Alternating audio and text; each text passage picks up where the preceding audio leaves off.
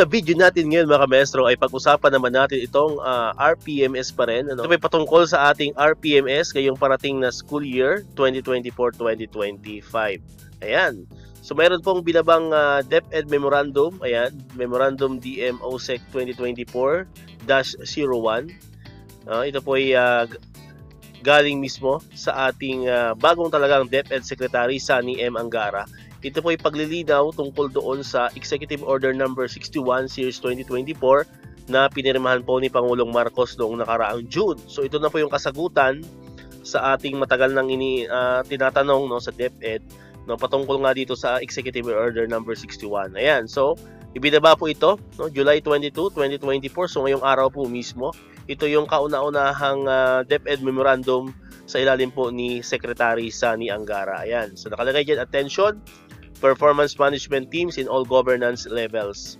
Ayan, nakalagay dyan with reference to the Executive Order Number 61 Series of 2024 entitled Suspending the Implementation of Administrative Order Number 25 Series 2011 and Executive Order Number 80 Series 2012 as amended dated June 3, 2024. This is to announce the suspension of the implementation of the Results-Based Performance Management System RPMS for all DepEd school-based personnel for the upcoming school year 2024-2025.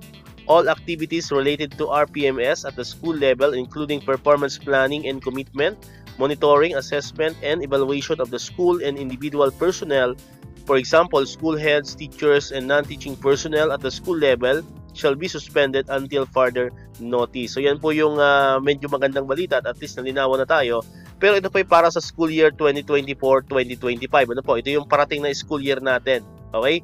So malinaw po dito sa DepEd Memorandum 01 ng ating bagong talagang DepEd Secretary Sunny Angara na wala po talagang RPMS. Ito po ay suspended until further notice. So wala muna po tayong mga iisipin mga MOBs kung ano-ano pa ngayong darating na school year 2024-2025 kasi nga di ba pinag-aaralan pa ng TWG yung itong ating RPBMS at PBIS system. Ayan, so yun po yung clear doon. Ano po? Ito ay para sa school year 2024-2025. Ano po? So abangan nyo po sa isang video gagawin natin yung para naman sa school year 2023-2024. Ayan, so dito ko natatapos itong ating video ngayon mga ka-maestro.